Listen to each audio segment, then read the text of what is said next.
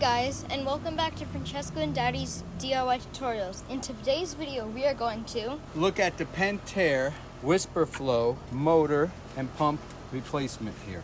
And so there's a lot of videos on YouTube directly from Pentair and some of the other pool companies that are great and very detailed about how to do this swap out of the motor and all the seals and everything else. So I don't need to get into that. I just wanted to make sure that I told you some of the secrets that I feel that I learned how to stay out of trouble. And so let me show you some of those. So the first thing is, no matter what you do, when you replace the bolts, wherever they are, make sure you use some grease or some lube tube, which is a type of grease that we use in the pool industry, but some grease or lube tube on all those bolt threads and all, so that 5 years from now, when you have to replace this motor again, you're able to remove those bolts. I had one bolt that was really stubborn, that was on the back end here that connects the motor to the seal plate, and it was extremely stuck. It was really tough for me to get off. And I figure if I grease those ahead of time, and I've done that my whole life after my dad showed me how to do that, that I wouldn't have that problem again. Okay, another item is make sure you get these plates clean, the mating plates together with the pump side as well. And what I usually do is, I scrape with a razor, and then also, just like an old-fashioned wood scraper, I go directly and scrape like this, and that takes like a minute, just like a wood plane almost, wood scraper, takes off a minute portion of the plastic as well, and makes it really nice and scraped clean and all, so that you'll have a good surface that'll mate to the pump side.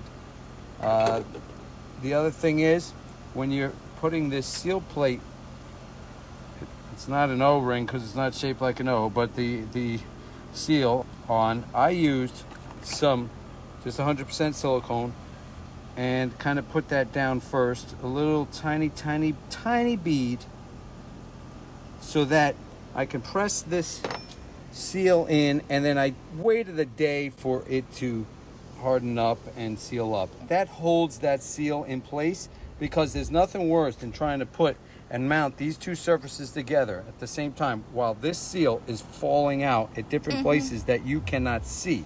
So I sealed it in place, and it's great. So it stays pliable, but it makes your life so much easier if you're trying to put one of these on in the backyard with your motor, and you can't see below here. You don't know whether this seal is in place or not, but I do, because I use the silicone. So that's something I did not see in the other videos that I've learned, and I've done that several times before, and it's worked every time. And you can always pull it out. You're going to replace it again in the future.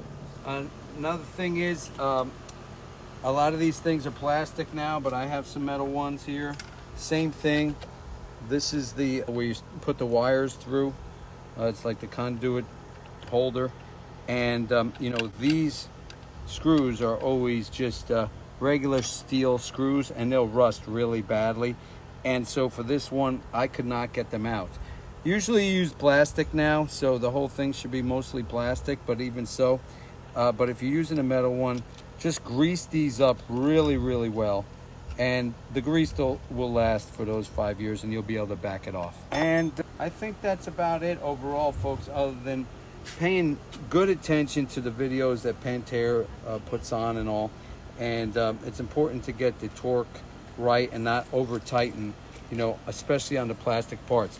This, in regard to this, you need to, these two holes that have a full bolt, these are screws, these are full bolts. You put those and tighten those first, because that'll hold the whole thing together, and then you'll be able to put these screws in, and you'll be all set.